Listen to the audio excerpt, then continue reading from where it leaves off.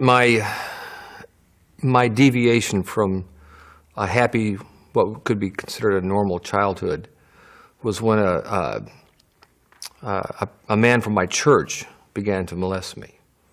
It began when I was about 8, and it continued up until, I believe, about 11 and a half. And it was about that same time that I discovered my father's pornography collection. And I remember as I looked at this pornography and I would see the images of these people having sex, I would try to reconcile with what I saw with what was happening to me in my real life. And I would look, and yet there was no reconciling it.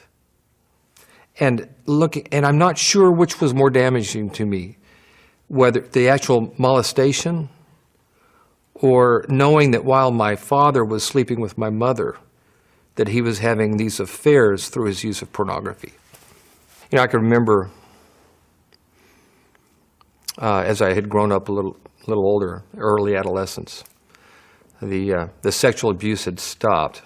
I was old enough and strong enough and mature enough to have put an end to that and separate myself from this man that had been hurting me.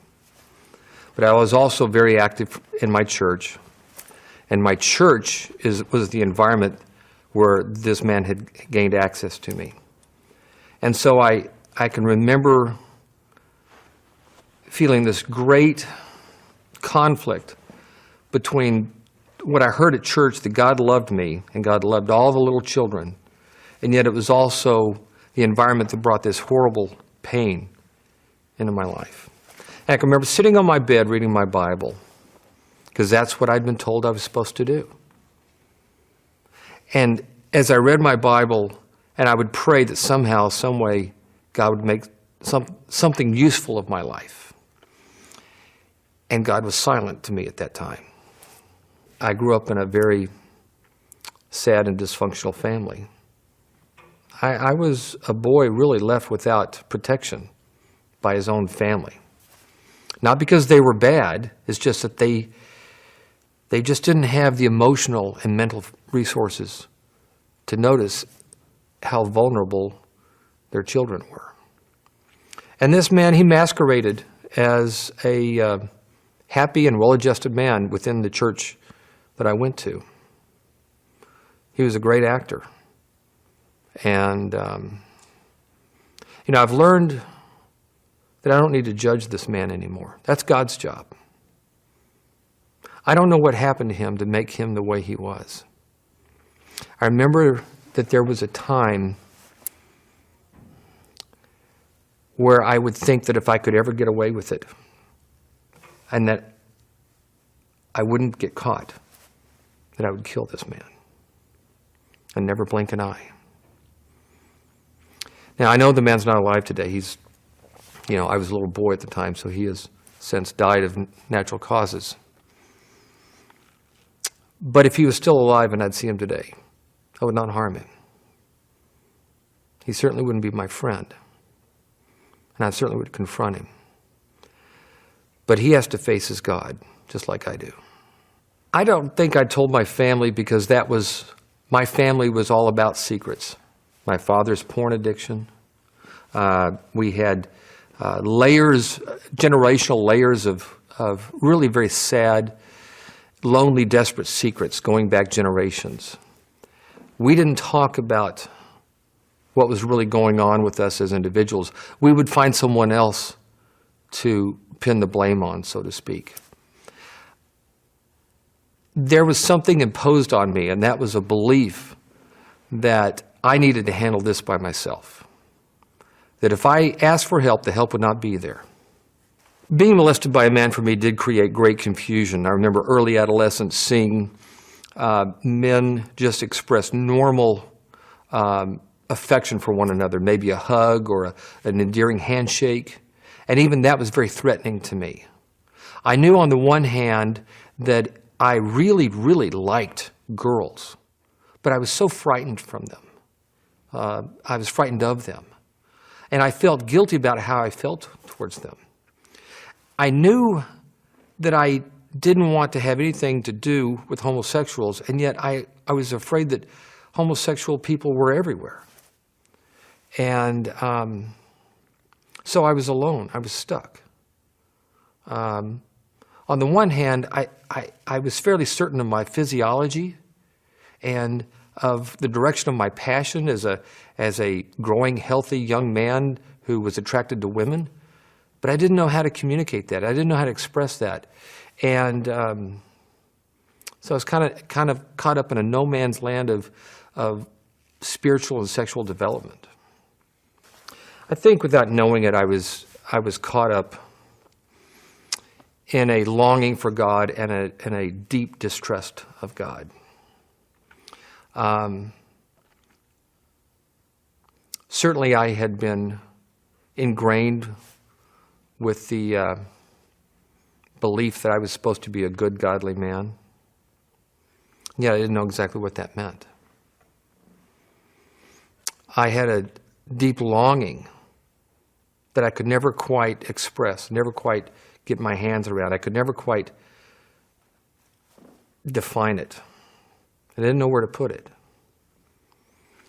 And I would go through periods where I was intensely seeking spiritual things through reading my Bible and attending church religiously. I was taught that church is where the good people went. And if you wanted to be a good person, you're supposed to go to church. So that's what I did. I'd go to church. I wanted to be a good person. In fact, as an adult, before my moment with God, there was a period of time where I would generally go to church on Saturday nights because I knew I'd never get there on Sunday because I'd be too hungover. And so what I would do is I would go to church. I'd stop by a coffee shop. I'd get me a cup of coffee, but I'd pour the coffee out. And I'd fill the cup full of vodka. And I'd go sit on the back row of church sipping my coffee because the vodka in my coffee cup helped me get through church.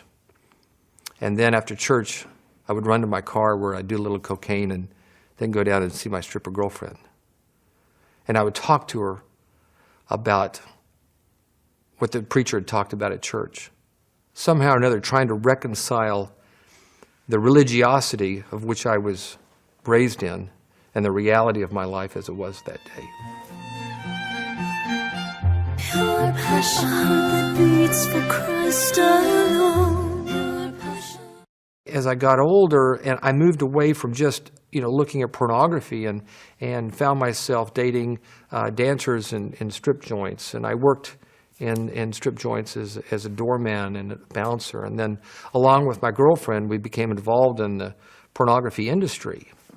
And by that time, I had a pretty nasty little drug and alcohol habit. And so this is how we made our money to live and to get our drugs. And I've come to think of pornography like a drug. Now, I am a recovering alcoholic, and I'm a recovering drug addict. I used to smoke my crack, and I would drink my alcohol, and I would take the pills and do whatever to get that stuff into my body. Well, the pornography, I just ingested through my eyes. But I believe at the brain chemistry level, and even at the level of our cells in our bodies, that pornography has a drug-like effect. And people are very capable of becoming addicted to pornography, just like they're capable of becoming addicted to drugs. And I don't believe that anyone is immune to that. The most honest prayer I've ever prayed in my life was when I looked up at the stars one night, and I said, God, I don't know who you are.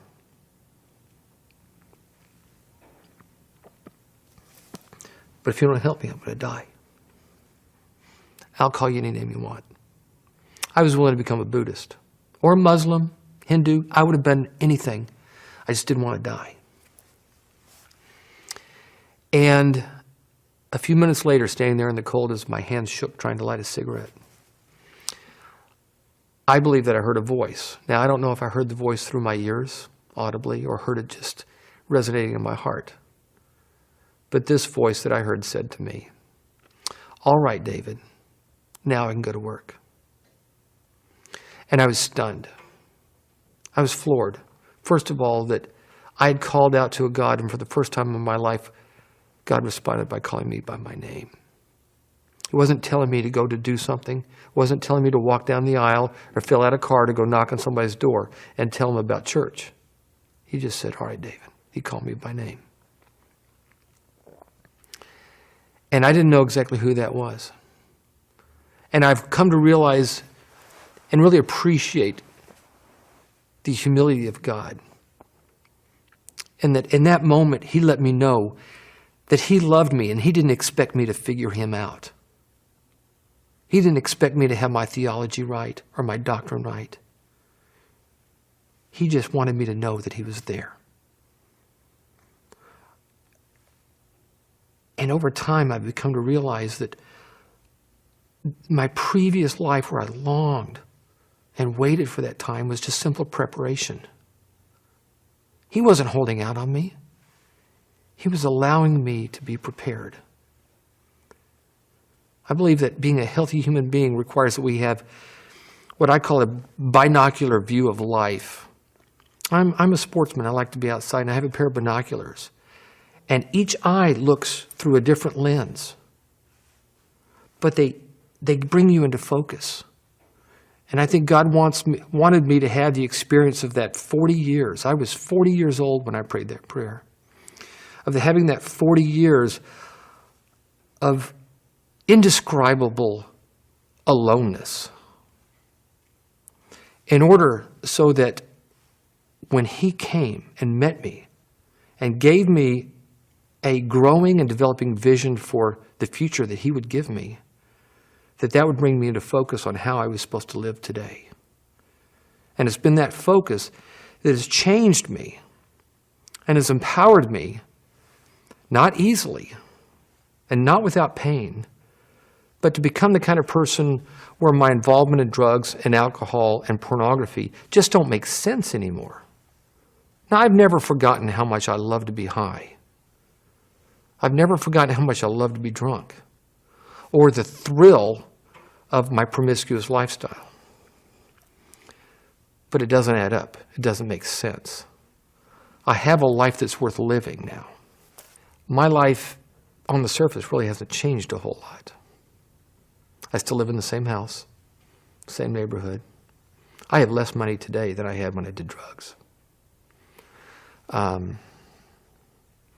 I certainly have not gotten the life that I had defined for myself. But what I have come to understand